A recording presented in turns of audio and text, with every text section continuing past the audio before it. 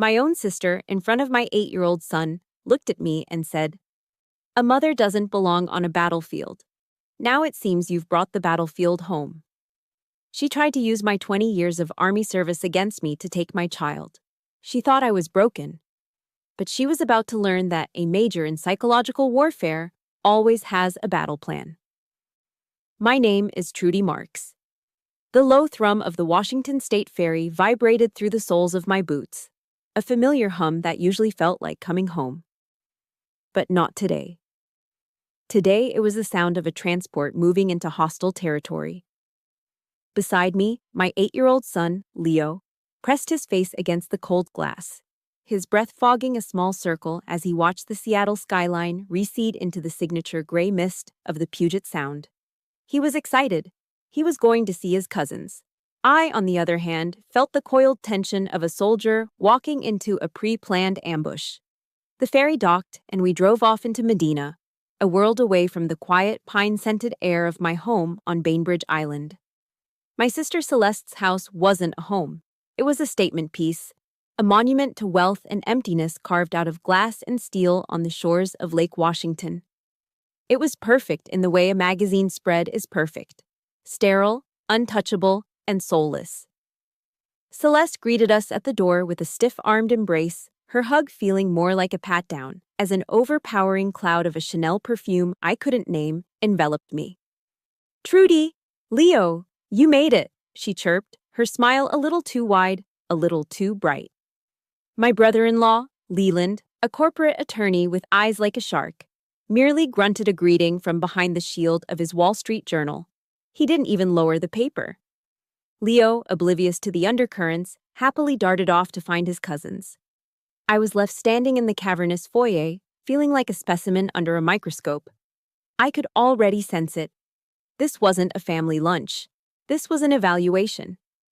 The stage was set, and the main course was served on porcelain dinnerware that I knew, for a fact, cost more than my first car. This lavish display wasn't hospitality. It was a demonstration of power, a reminder of my place in the family hierarchy. Celeste began with a flurry of meaningless small talk, her eyes scanning me, searching for cracks in my composure. The main course was cedar plank salmon, a local delicacy. As she served me a piece, she remarked with that honey-laced voice of hers, "This must be a nice change from the MREs you're used to, dear." The comment hung in the air, a casual dismissal of my 20-year career. I just smiled faintly, the way you do when you've identified the enemy's initial probing attack. Then she made her move. "Trudy," she said, her voice dropping to a tone of feigned, serious concern. I'm really worried about Leo. He needs stability, a normal environment." She paused for dramatic effect, her perfectly manicured hands folded on the table. She looked me straight in the eye, and the warmth vanished completely, replaced by cold, hard steel.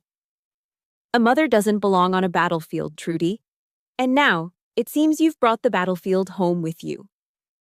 The air was sucked out of the room. The casual clinking of silverware from the kids' table in the other room seemed a world away. It was a direct hit, a precision strike aimed at the very core of my identity. I saw Leland lower his newspaper just enough for me to see the ghost of a smirk on his lips. This was it. The ambush. A perfectly coordinated psychological operation designed to destabilize and dismantle me. My training kicked in. 20 years in the Army, analyzing threats and controlling chaotic situations, took over. The initial shock, the hot flash of pain and anger that threatened to consume me, was instantly contained. The world narrowed. The ringing in my ears subsided. This wasn't my sister talking. This was a hostile actor executing a pre-planned script. I didn't look at Celeste. My gaze shifted and locked onto Leland. He was the architect. She was just the delivery system. My hands, which had been trembling slightly, were now perfectly still. I placed my fork and knife down on the plate, parallel to each other, without making a sound. I didn't raise my voice. I didn't cry. I didn't give them the satisfaction of the emotional breakdown they were so clearly trying to provoke. Instead, I took a slow, deliberate breath. My voice, when I finally spoke, was even, measured, and devoid of the storm raging inside me. "Leo, honey," I called, my tone so terrifyingly normal it made Celeste flinch. "Get your coat. We need to catch the next ferry." My calm, decisive action threw her. It wasn't in her script. She had expected tears, shouting, a scene. She got a tactical withdrawal instead. "But we haven't had dessert," she stammered, her perfect composure cracking for just a second.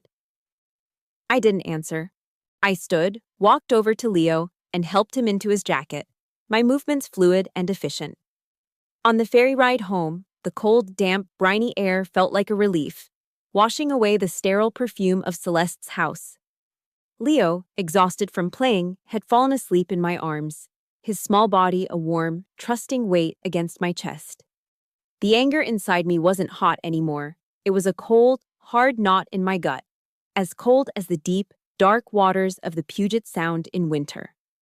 I stared out at the gray waves, and the face of Sergeant Frank Miller swam into my vision, his haunted, hollowed-out eyes in his last few months. His wife had done this to him, used his service, his scars, his PTSD, and twisted them into a weapon to take his kids and destroy his soul. And now, my own sister and her husband were running the same playbook on me. They didn't just want my son. They wanted to annihilate me, to prove I was broken, unfit, a monster. The lonely cry of the ferry's horn echoed across the water. I held Leo tighter, a silent promise forming in the deepest part of my being. No, not again. Not another soldier falls on home soil. I knew, in that moment, that this wasn't just my fight anymore. I was fighting for Frank. I was fighting for every person who has ever been cornered by their own family, been told their deepest sacrifices made them unworthy, been made to feel like a stranger in their own life. If you're listening to this, if you've ever felt that chill of betrayal from the one person who was supposed to keep you warm, then you know. You know I couldn't back down. "This battle, Frank," I whispered to his memory, "I will win for both of us." That night, after I tucked Leo into bed, reading him an extra chapter of his favorite book just to hear the steady sound of his breathing, I descended into the basement. This space was the antithesis of the rest of my meticulously organized home. It was my archive, my 20-year history in the U.S. Army packed into olive-drab footlockers and cardboard boxes. The air was thick with the scent of old wood, gun oil, and canvas. The smell of my other life. It was a space of ghosts, and tonight, I was ready to face them. I pulled a metal trunk out from under a dusty tarp and clicked open the latches. Inside lay the artifacts of my service, medals I rarely looked at, photographs of smiling faces in dusty fatigues, and nestled in a corner, a small, unassuming wooden box. I sat on the cold concrete floor, my back against a support beam. I reached into a small cooler I'd brought down and pulled out a bottle of Mac and Jack's African Amber, the same local craft beer Frank and I used to drink after a grueling week at Joint Base Lewis McChord. I twisted the cap off, the hiss echoing in the silence, but I didn't drink. I just held the cold, damp bottle, its familiar label a conduit to the past, and let the memories flood in. My mind wasn't on Bainbridge Island anymore. It was 6 months ago, at JBLM, in the sprawling, impersonal world of the base. I remembered Frank Miller. Not the hollowed-out shell he became, but the man he was. A burly Army sergeant with a booming laugh who could fix a Humvee with one hand and tell a joke that could make a drill sergeant crack a smile. But I also remembered the change, the slow, gut-wrenching erosion of that man. It started with the phone calls from his lawyer, each one chipping away another piece of his spirit. I remembered finding him in the mess hall, sitting alone, staring at his phone. He wasn't watching a game or texting his buddies. He was watching a video of himself. It was a clip, maybe 30 seconds long, skillfully edited from what must have been hours of body cam footage from a tense patrol. It showed him yelling, his face contorted in a mask of stress and fear. His ex-wife's lawyer had presented it in court as irrefutable proof of uncontrolled PTSD. They had taken a soldier's reaction in a high-stress environment and rebranded it as the rage of a monster. I had tried to help. I wrote a letter to the court, a sworn declaration detailing his exemplary service record, his character, his gentle nature with his own daughter, Lily. But my words, the words of a major who had served with him for years, were dismissed by the court as the biased testimony of a loyal colleague. The system had decided who he was, and the truth didn't matter. With a heavy sigh, I set the unopened beer aside and reached for the small wooden box. I lifted the lid. Inside, on a bed of worn velvet, was a single, folded letter. Frank had mailed it to me from a small, forgotten town in Oregon a few days before he took his own life. The handwriting was a frantic scrawl, the pen digging into the cheap, lined paper. I didn't need to read it to remember the words. They were burned into my memory. But tonight, I needed to feel them again. I needed the pain to fuel the cold fire that had started on the ferry. His words clawed at me from the page. He wrote about his daughter Lily and the last time he'd seen her. He wrote about the fear he saw in her eyes, a fear that had been planted there by her mother. "They turned my love for her into a weapon against me, Trudy," the letter read. "They told the court I loved her in an obsessive, unhealthy way, that my protective instincts were a symptom of my condition. Now I'm even afraid to hug her. I'm afraid she'll flinch. They told my little girl her daddy is a monster, Trudy. And she believed them. They won. They took my soul." A wave of impotent rage, the same rage I'd felt 6 months ago, washed over me, but this time it was different. It wasn't just grief anymore. It was recognition.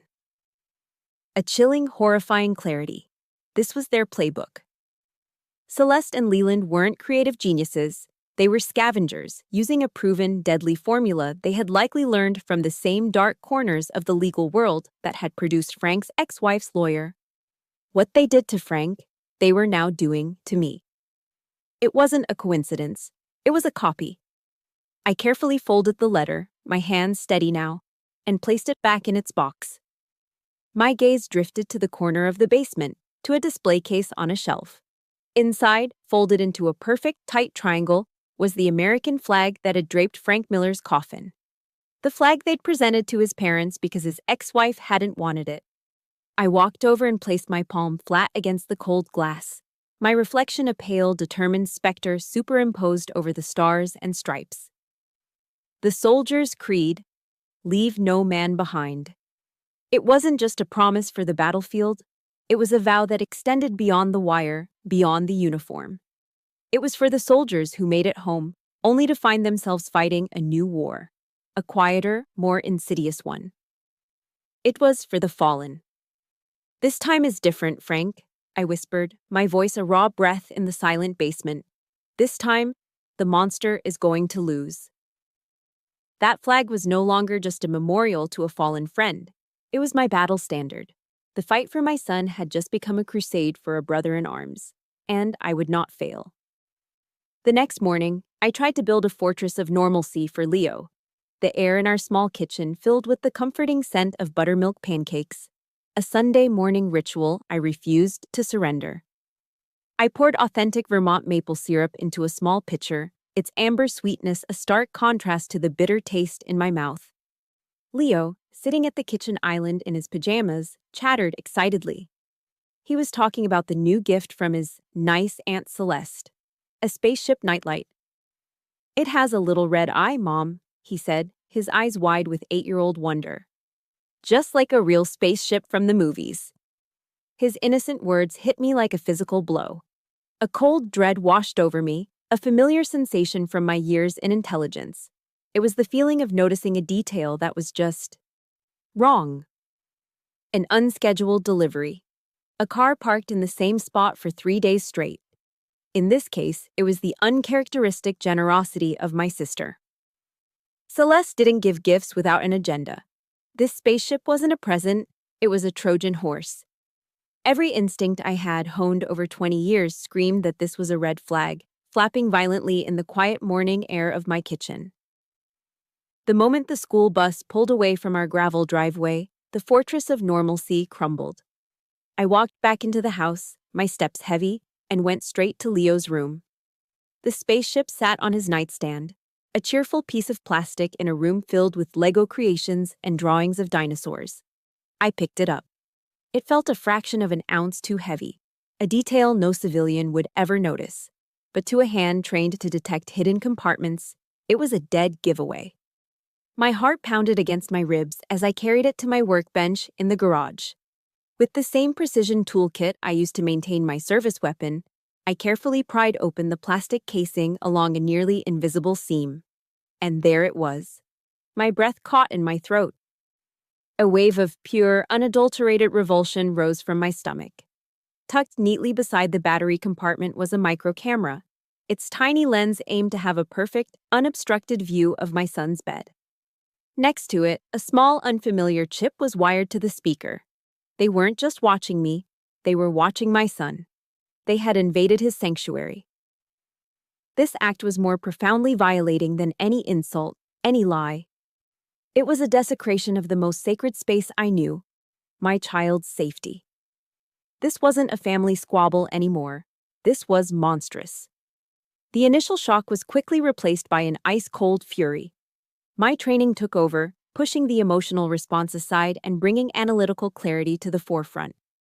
I knew, with absolute certainty, that this wouldn't be the only device. This was part of a system. I retrieved my professional-grade RF signal scanner from the bottom of my old footlocker, a piece of counter-surveillance gear I'd kept, telling myself it was for peace of mind. I'd never imagined I'd be using it against my own family. Starting in the kitchen, I began a systematic sweep, just as I had been trained to do in safe houses and embassies abroad. The scanner was silent at first, then it emitted a soft beep, growing louder as I moved it closer to the Keurig coffee machine. Taped to the underside of the water reservoir was a tiny microphone, perfectly positioned to capture every conversation in the heart of our home. My stomach turned. I continued. Another alert, this time from the living room bookshelf. Tucked behind a hardcover copy of a Tom Clancy novel, the irony was sickening, was a small GPS tracker. They wanted to know my every move. The final discovery was the one that truly broke me. I went into my own bedroom, my personal space, and swept the ceiling. Above my bed, the scanner screamed. I got a stepladder, my hands shaking with a mixture of rage and violation. I popped the cover off the smoke detector, and there, nestled beside the 9-volt battery, was a high-resolution night vision camera. They had been watching me sleep. They had turned my home, my refuge from the world, into a glass prison. I carefully reassembled everything, placing each device back exactly where I had found it, my movements deft and silent. I sat on the floor of my living room, the quiet house now feeling sinister, every shadow a potential hiding place, every object a possible betrayal. The 5 small evil devices I had found were laid out in my mind like pieces on a chessboard. But I didn't remove them. I didn't smash them. A cardinal rule of counterintelligence, one that was now seared into my soul. Never let your enemy know you've found their surveillance, not until you're ready to use it against them. This discovery changed everything. They weren't just trying to paint me as an unstable mother. They were building a case, brick by insidious brick, using my own life as the raw material. My grief for Frank curdled into a new, terrifying understanding. This wasn't just a copy of the playbook that destroyed him, it was an upgraded version. I realized with a jolt that the strange chip in the nightlight was likely an ultrasonic emitter, designed to emit a low-frequency sound to disrupt Leo's sleep, to make him irritable and prone to outbursts, to create evidence of behavioral problems. I stood up, the cold resolve of a commander formulating a battle plan settling over me. They wanted to watch a show. They wanted to see the unstable veteran, the broken mother, fall apart under pressure. I walked to the window and stared out across the water toward the distant, gleaming towers of Seattle, where my sister and her husband were likely congratulating themselves. "All right, Celeste. Leland," I whispered to the empty room. "You want a show? I'll give you a performance you'll never forget." The hunter had just realized she was the prey, and now she was going to turn the tables. Living in my own glass prison was a unique form of psychological torture. Every creak of the floorboards, every flicker of a light sent a jolt of paranoia through me. I was constantly aware of the unseen eyes, the silent ears. The performance was exhausting. I smiled when I wanted to scream, I hummed when I wanted to curse. After a few days of this, the walls felt like they were physically closing in. I needed to breathe. I needed a space where I wasn't a target. I needed to get out. So, I drove. I took the bridge over Agate Pass and headed north to Polsbu, a small town on Liberty Bay known for its Scandinavian charm and fiercely independent spirit. My destination was a small, unassuming coffee shop called Valhalla Coffee. The place smelled of dark roast beans and fresh-baked pastries, a comforting aroma that was the polar opposite of my sister's suffocating perfume. Valhalla was an unofficial sanctuary, a weekly meeting spot for a handful of local veterans. We never called it a support group. It was just coffee. The owner, a burly former Marine with a Viking-esque beard, saw me walk in. He gave me a single, solid nod of greeting, already turning to pull a shot for the Americano he knew I always ordered. I took the warm ceramic mug and slid into a worn wooden booth. Across from me sat two familiar faces, a retired Navy pilot named Dave and a retired Army nurse named Martha. She must have been in her late 70s, with kind eyes that had seen more than any of us.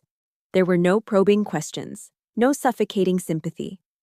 We talked about the things normal people talk about: the ridiculous price of gas, the chances of the Seattle Seahawks making the playoffs this year, the best way to fix a leaky roof. They didn't need to know the details of my war. They had fought their own. Their presence alone was a quiet affirmation that echoed louder than any words. We are here. You are not alone. This was my chosen family, the one forged not by blood, but by shared scars. In the middle of Dave's rant about a bad call in last Sunday's game, the words just tumbled out of my mouth, quiet and unbidden. They think I'm a bad mother. I didn't say who they were. I didn't have to. The men fell silent, looking down at their coffee mugs, giving me the space I needed. But Martha, she reached across the table and placed her warm, wrinkled hand over mine. Her touch was firm, grounding. She had spent her life tending to the broken bodies and spirits of soldiers, and her touch carried the weight of that experience. "Honey," she said, her voice a low, steady balm. "A mother's love isn't measured in perfect meals or a spotless house. It's measured in the sleepless nights you spend by their bedside when they're sick. It's measured in the strength you find to fight the whole damn world for them. Don't you ever let anyone tell you otherwise."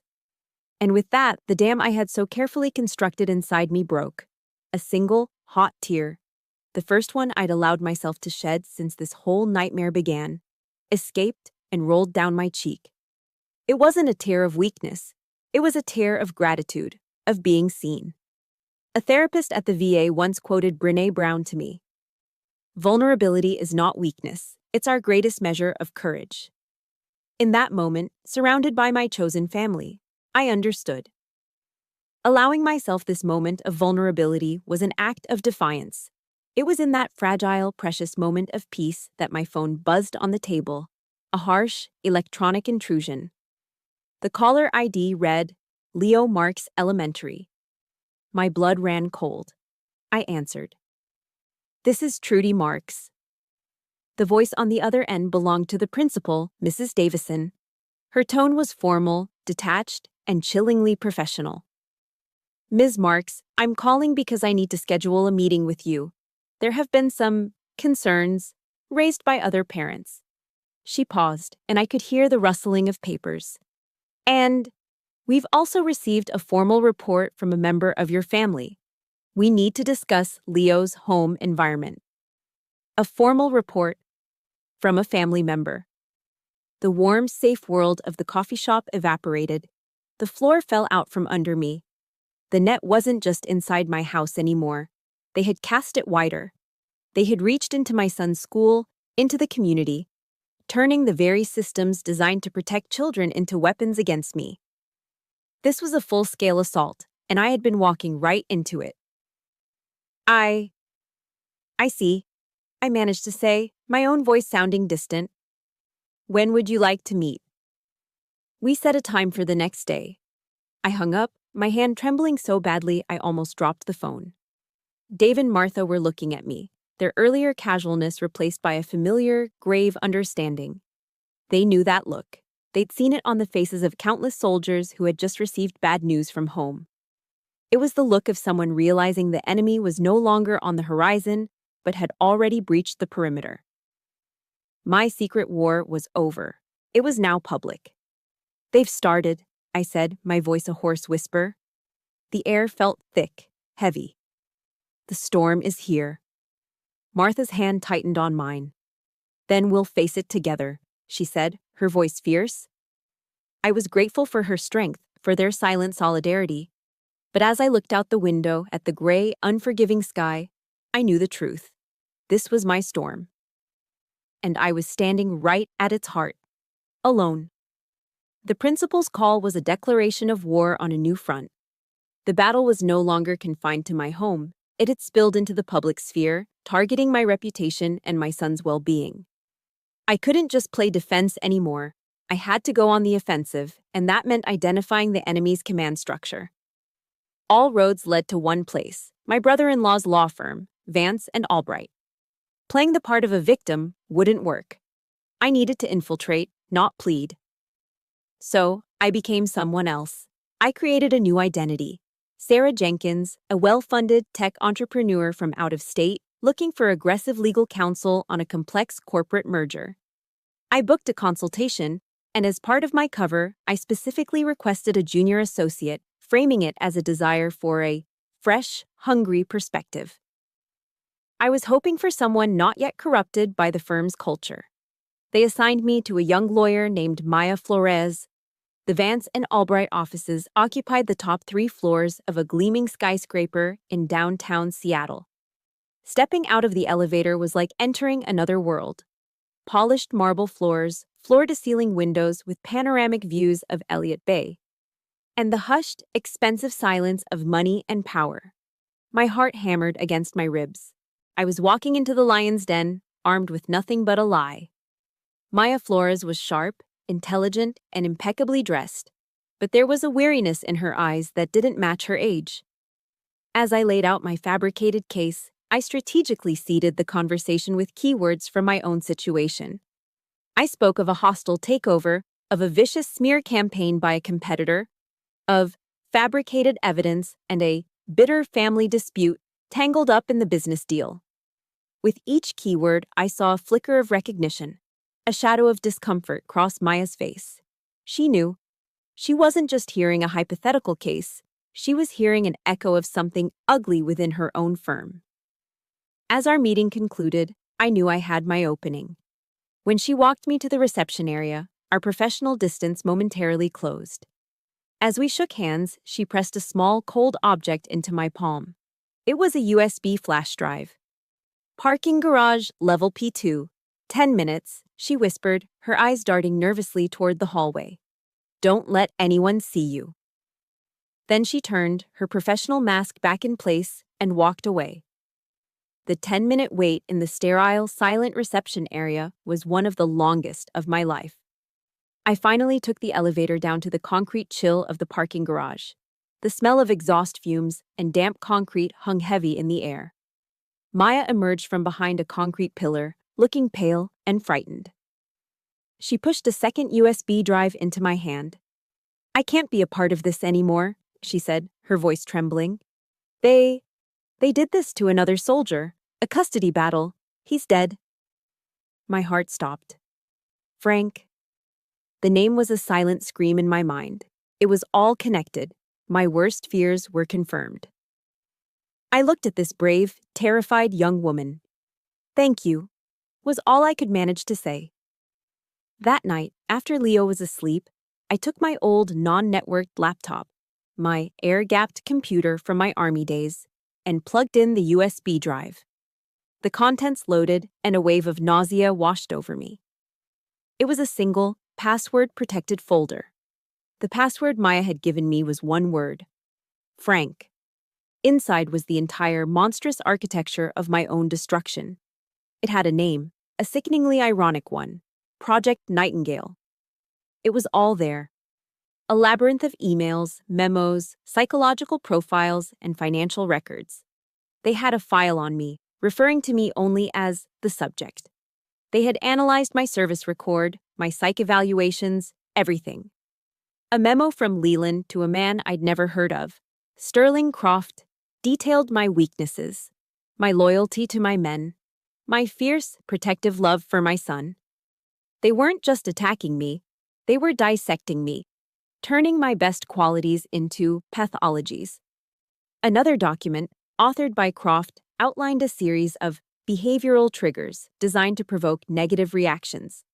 Celeste's snide remarks about my MREs, the unannounced visits, the constant questioning of my fitness as a mother, it was all scripted. Every move was a calculated play. They had even weaponized my very nature.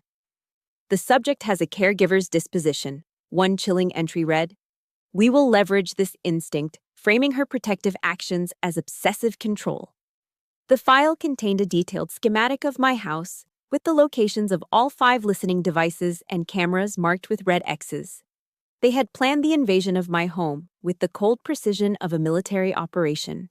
And Sterling Croft's name was everywhere, the puppet master pulling the strings, with Celeste and Leland as his willing marionettes. My war now had a face. This wasn't just about my sister's jealousy or my brother-in-law's greed. This was about dismantling a corrupt and deadly machine. I felt like I was walking through the valley of the shadow of death, just like the psalm says. But I wasn't afraid. Not anymore. Fear was a luxury I couldn't afford. The USB drive in my hand wasn't just a collection of files. It was a weapon. It was the complete operational blueprint of my enemy.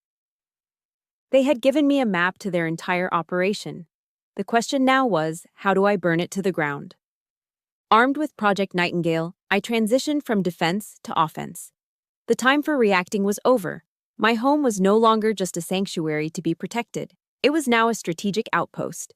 The enemy had handed me their playbook, and now I was going to use it to write the ending. My first move was a classic psychological warfare tactic, one designed to fracture the enemy's command and control. Sow dissent in the ranks. I knew the microphone nestled under my Keurig was their primary listening post.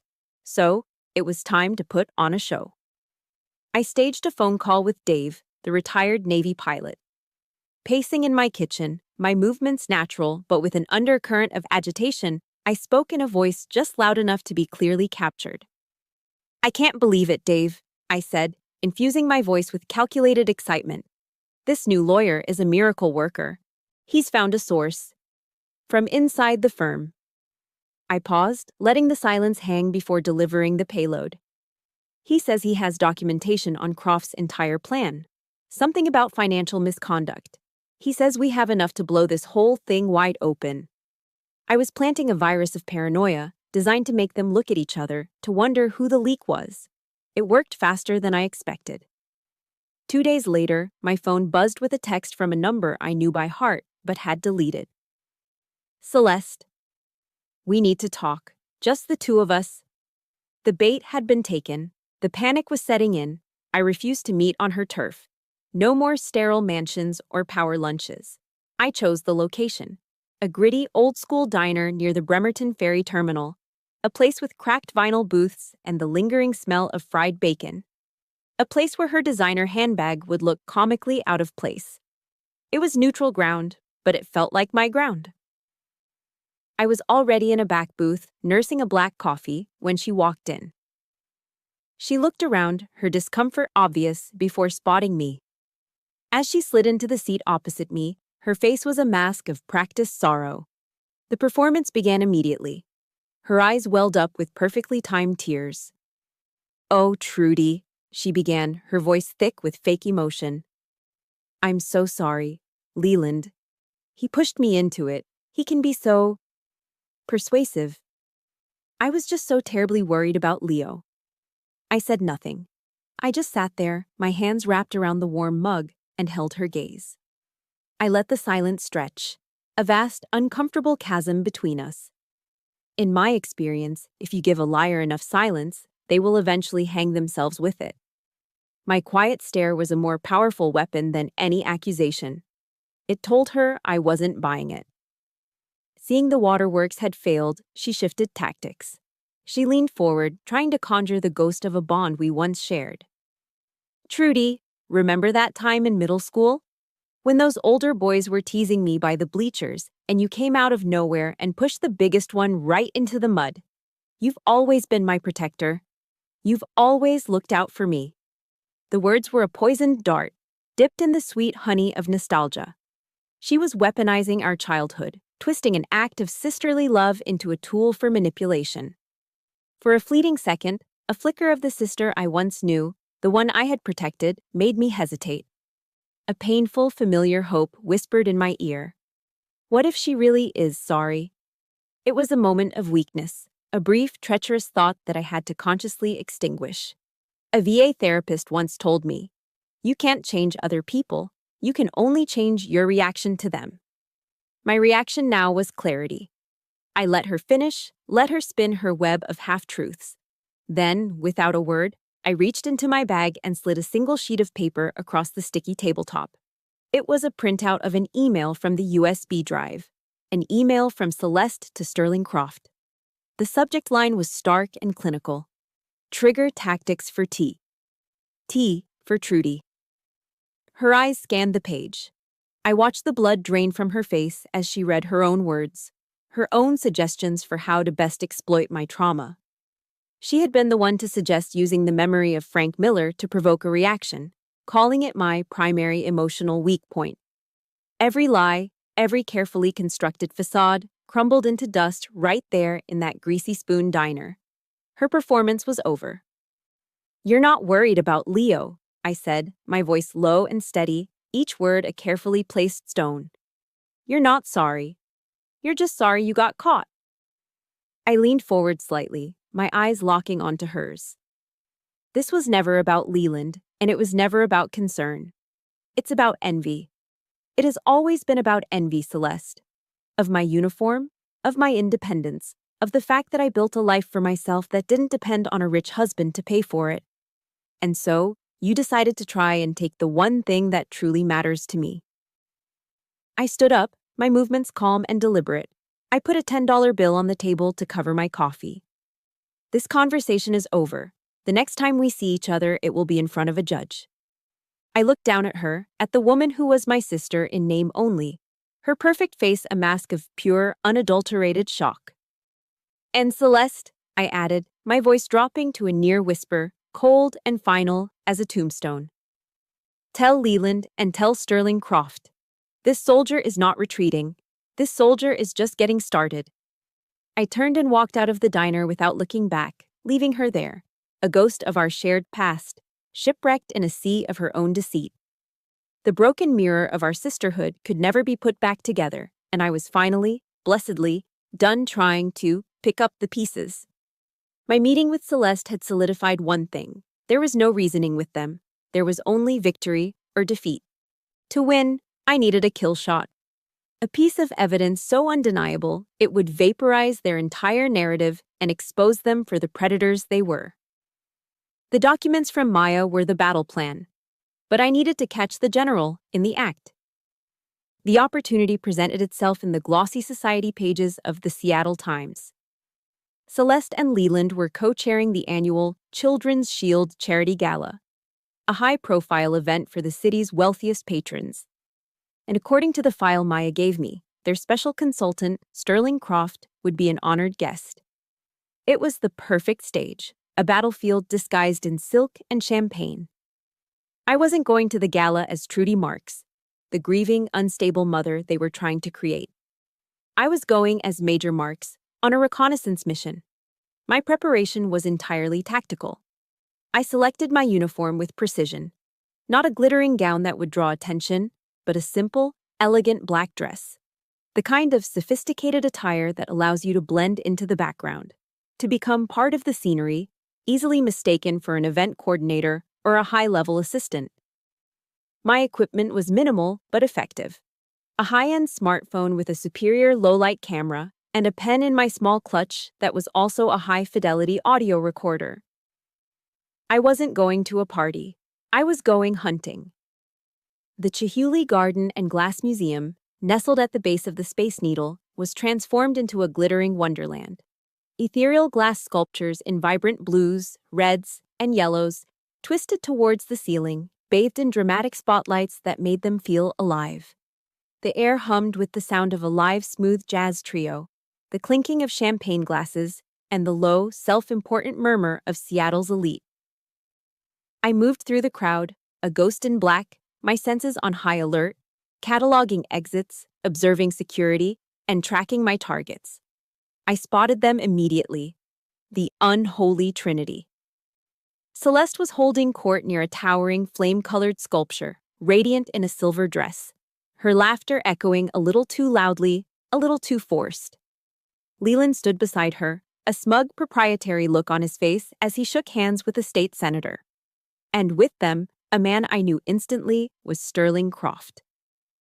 He was handsome in a cold, reptilian way, his tailored suit fitting him perfectly, but his eyes were flat and predatory.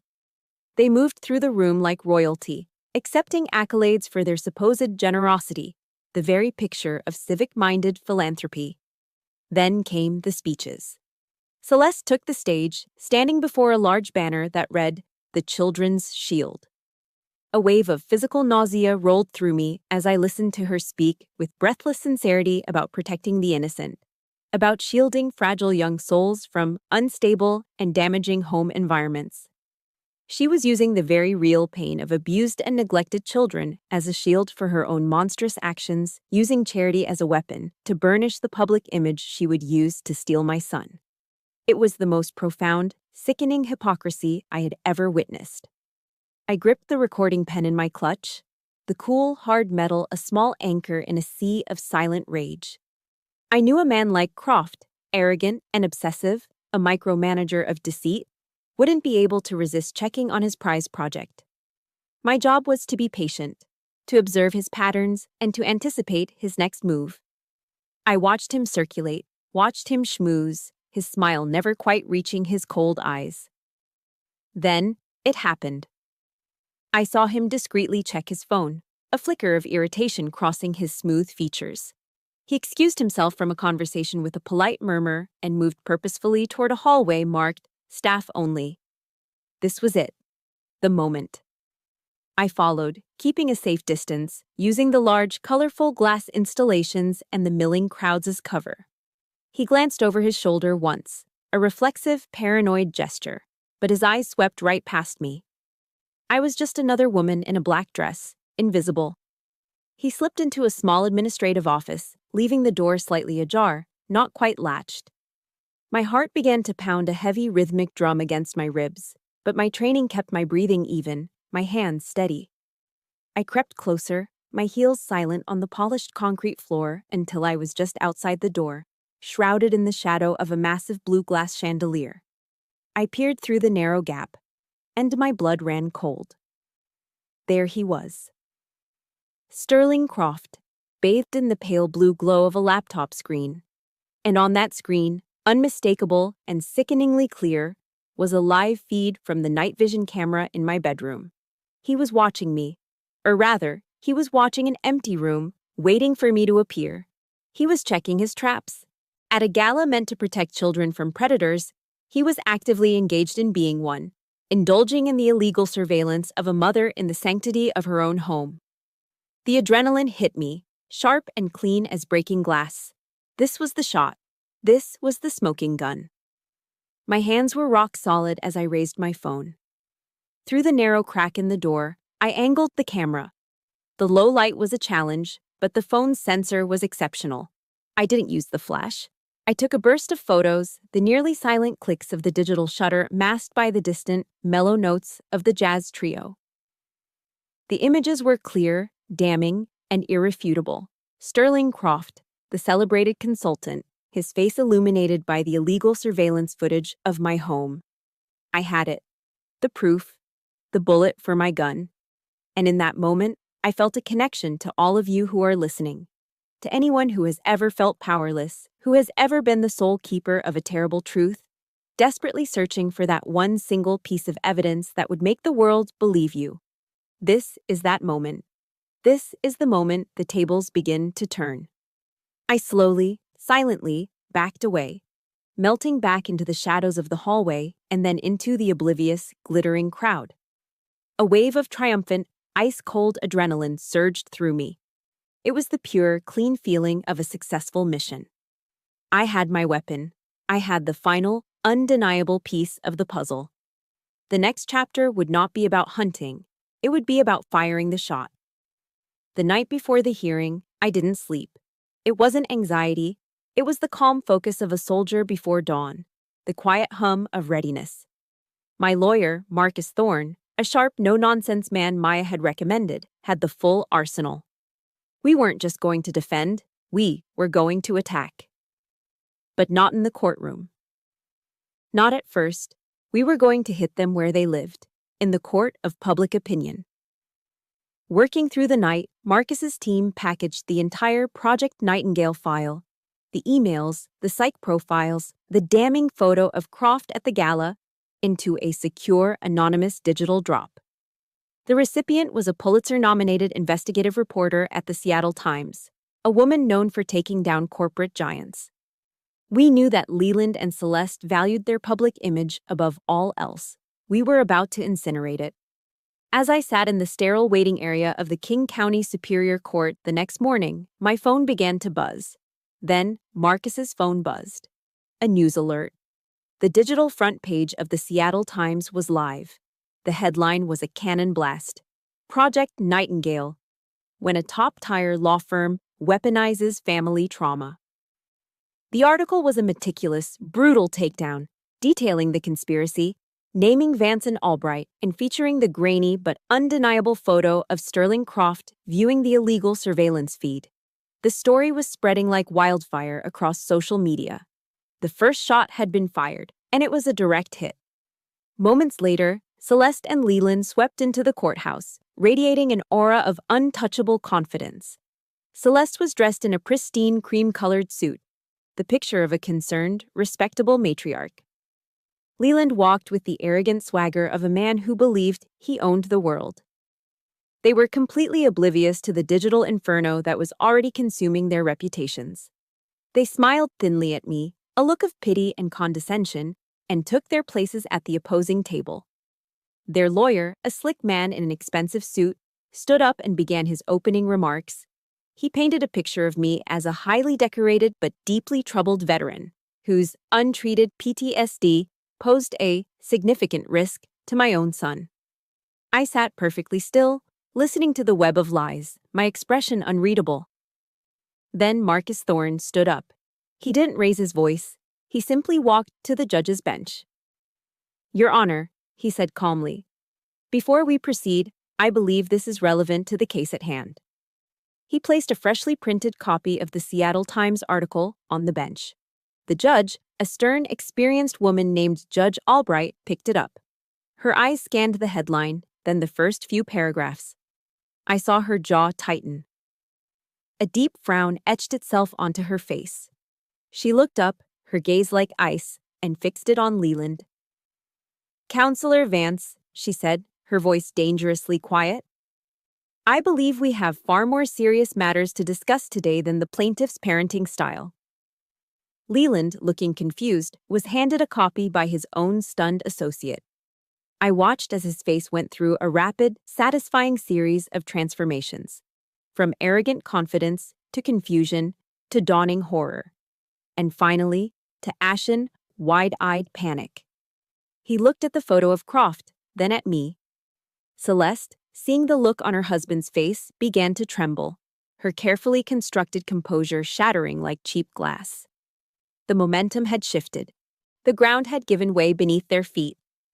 "Furthermore, Your Honor," Marcus continued, his voice resonating with authority, "since my client's character as a mother has been so viciously attacked based on video evidence, we would like to present the full, unedited versions of those videos to the court."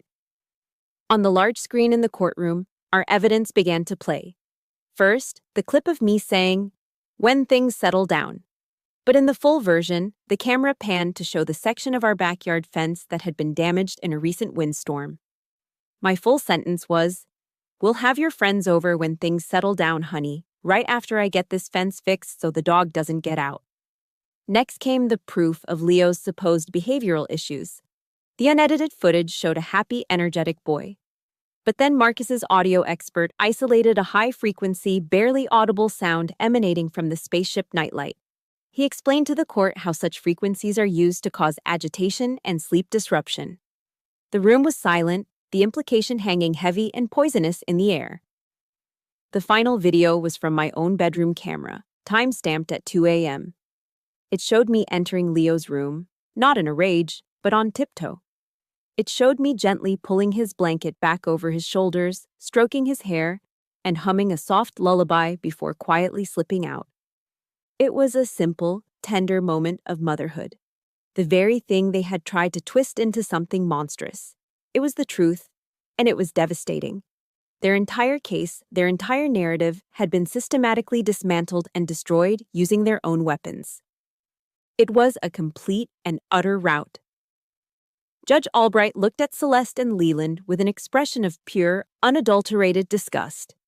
"This court," she declared, her voice ringing with finality, "finds these proceedings to be a malicious and fraudulent abuse of the justice system. The plaintiff's petition is dismissed with extreme prejudice.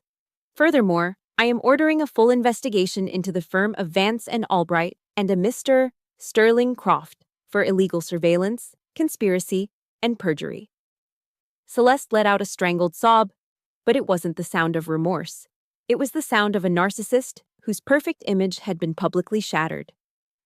Leland, ever the survivor, didn't even look at her. He gathered his papers, his face a pale, sweaty mask, and practically fled the courtroom, leaving his wife to collapse in a heap of designer fabric and ruined ambition. I didn't feel a surge of gleeful triumph. I just felt quiet. A profound, bone-deep sense of relief washed over me, as if a 200-pound rucksack I'd been carrying for months had finally been lifted from my shoulders. The battle was over. I nodded once to Marcus, a silent, grateful acknowledgement of his work, and then I walked out of the courtroom, leaving the smoldering wreckage of their lives behind me. The war was won. The days following the court hearing were strangely quiet. My house, once a prison of unseen eyes, now felt vast and silent. The news was a firestorm. Vance and Albright was imploding under the weight of lawsuits and an ethics investigation. Sterling Croft had apparently vanished, his reputation and career vaporized overnight. And Leland, in a final act of self-preservation, had filed for divorce from Celeste, publicly cutting ties to save what little he could of his own skin. I saw the headlines on my phone's news feed, but I didn't click on them. I had no interest in watching the carrion birds pick at the corpses of their lives. There was no sense of elation, no victory parade in my soul. There was only a profound, bone-deep exhaustion. The adrenaline that had sustained me for weeks had drained away, leaving a hollow ache in its place. The victory didn't taste sweet. It tasted of ash and loss. I'd won the war for my son, for my dignity, for Frank's memory. But in the process, I had lost my sister, or rather, I'd finally been forced to admit that the sister I once knew had been gone for a very long time. A few days later, a letter arrived. It wasn't a bill or junk mail. It was a handwritten card, the kind people rarely send anymore. It was from Maya Flores. She wrote that she had resigned from Vance and Albright the day after the hearing. She had accepted a position with a nonprofit organization that provides free legal aid to veterans. "You showed me what real courage looks like," she wrote in her neat, precise script. "Thank you for helping me find my own moral compass again." I held the card to my chest, a small warm ember in the cold aftermath of the battle. My fight had, in some small way, helped someone else find their own. Then came the email. It was from Celeste. The subject line was just my name, Trudy. The tone was completely different from any of her previous communications. The arrogance, the manipulation, the condescension, all gone. It was replaced by a raw, pathetic desperation. She wrote about Leland abandoning her, about her friends refusing her calls, about her perfect world collapsing around her. She begged me to forgive her, to help her, to remember that we're sisters. I read the email twice. A final bitter wave of anger rose in me. There was no remorse in her words, not for what she had done to me, not for what she had tried to do to Leo. Her sorrow was entirely for herself, for the consequences she now faced. She wasn't sorry she had tried to burn my life to the ground. She was just sorry she had gotten caught holding the matches. Forgiveness, I realized, cannot be granted when it is not truly sought. It cannot be a cheap bandage for a self-inflicted wound. I didn't reply. Instead, I began a ritual, my own quiet ceremony of severance. I started in Leo's room. I took the spaceship nightlight from his bedside table, its cheerful plastic shell now a symbol of profound betrayal. I went to the kitchen and untaped the microphone from beneath the Keurig. I retrieved the GPS tracker from behind the Tom Clancy novel. And finally, I stood on the stepladder in my bedroom and removed the night vision camera from the smoke detector. I gathered the 5 small, sinister devices on my kitchen table. I didn't smash them with a hammer. I didn't throw them against the wall. That would have been an act of rage. This was an act of peace. With my precision toolkit, I calmly and methodically dismantled each one, piece by tiny piece, neutralizing them, stripping them of their power and their malicious purpose, and reducing them to a harmless pile of plastic and wires. Then I went outside into the damp, cool air of my backyard. I had a small metal burn barrel I used for yard waste. Into it, I placed the final, crumpled letter from Frank. On top of it, I placed a printed copy of Celeste's desperate email. I struck a match. The flame caught the edge of the paper, and the words that had caused so much pain began to curl, blacken, and turn to ash. As the smoke drifted up into the gray Pacific Northwest sky, I felt the heavy weight of the past begin to lift, molecule by molecule. There is a philosophy among some of the Native American tribes of this region, a deep respect for the natural cycles of life, death, and rebirth. They understand that some things must die for new things to grow. Standing there, watching the last embers glow, I accepted it. The relationship with my sister was dead. It had been for years. I had just been refusing to sign the death certificate. I walked back inside. I picked up my phone, my fingers steady. I found Celeste's contact information and held my thumb over the delete button.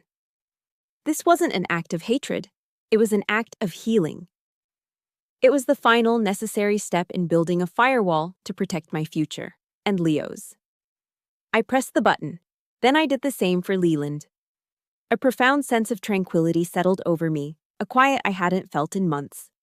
The war was over. The ghosts had been put to rest. Now it was time to heal. 6 months passed. The chill of winter gave way to the gentle, persistent rain of a Pacific Northwest spring. The world outside my window began to come alive again, and with it, so did I. On a bright Saturday morning, I was in my garden, my knees covered in damp earth. Beside me, Leo was carefully planting a young rhododendron, the state flower of Washington, its waxy green leaves full of promise. The air was clean, smelling of wet soil and pine needles from the tall Douglas firs surrounding our property. I plunged my hands into the cool, dark soil, feeling its texture, its life. For the first time in almost a year, I felt truly present in my own home. I no longer scanned the corners of rooms for hidden lenses or flinched at the sound of the furnace kicking on. I had reclaimed this space. It was mine again. Leo let out a delighted squeal as a fat earthworm wriggled over his hand. His laughter, pure and unrestrained, echoed through the quiet yard. It was the most beautiful music I had ever heard. This piece wasn't a gift. It wasn't luck. It was a territory I had fought for, bled for, and won. The following weekend, I found myself driving back to Joint Base Lewis McChord. But I wasn't going as Major Marks, the intelligence officer. I was just Trudy, a volunteer. I sat in a standard sterile classroom, facing a group of young soldiers, men and women in their early 20s, their faces a mixture of excitement and raw apprehension about their upcoming transition back to civilian life. They were about to step onto a different kind of battlefield, one they were completely unprepared for. I told them my story. Not all of it, not the ugliest details, but enough. I told them about Frank. I didn't frame it as a tragedy, but as a lesson, a piece of critical intelligence for their next mission. The toughest battle you'll ever fight, I told them, my voice quiet but carrying to the back of the room, might not be overseas. Sometimes it's in your own living room. The most dangerous enemy might be someone you think you know best. Someone who knows exactly where to find the cracks in your armor. I looked around the room, meeting their young, earnest eyes. Prepare for it. Build your support network now. Your fire team, your chosen family. Don't try to fight it alone, because you are not alone. After the session, as I was packing my bag, a young female captain approached me. She was sharp, with intelligent eyes that held a familiar shadow of weariness. Ma'am, she said, correcting herself. Thank you. What you said, I'm in the middle of a custody battle myself. My ex-husband is using my deployment as a weapon against me. I was close to giving up. I looked at her, and in her face I saw a reflection of myself just a few short months ago, cornered, exhausted, and fighting for the one thing that mattered most. I gave her a small, genuine smile. You're not alone, Captain, I said, my voice soft. Here. I wrote my personal cell number on a slip of paper. This is my number. Call me anytime, day or night. We'll figure it out. She took the paper, her fingers closing around it as if it were a lifeline. In that moment, I understood. I had transformed my pain into a purpose. Frank's legacy wouldn't be one of despair. It would be the warning I could now offer, the strength I could now lend. The cycle of destruction had been broken, and in its place, a cycle of support had begun. That evening, I returned home. The sun was setting, painting the sky over the Puget Sound in breathtaking shades of orange and pink. The snow-capped peak of Mount Rainier in the distance was bathed in a rosy alpenglow.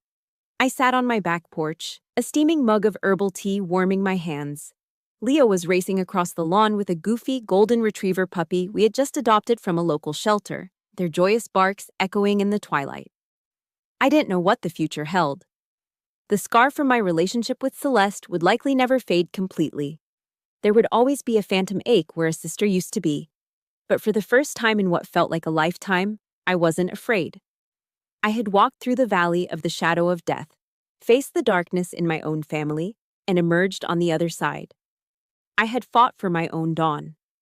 And as I watched my son, happy and safe, throwing a ball for his new best friend, I knew that this victory, this quiet, hard-won peace, was worth more than any medal I had ever earned. My story has found its peace, but I know that for many of you, your own battles are still being fought. Thank you for walking with me through the darkness and into the dawn. If my journey has resonated with you, I invite you to share your own strength in the comments below. Your story matters, and it could be the light that someone else needs to see. To hear more true stories of resilience and the fight for dignity, please consider following our channel. Together we can turn our individual scars into a collective shield. You are not alone.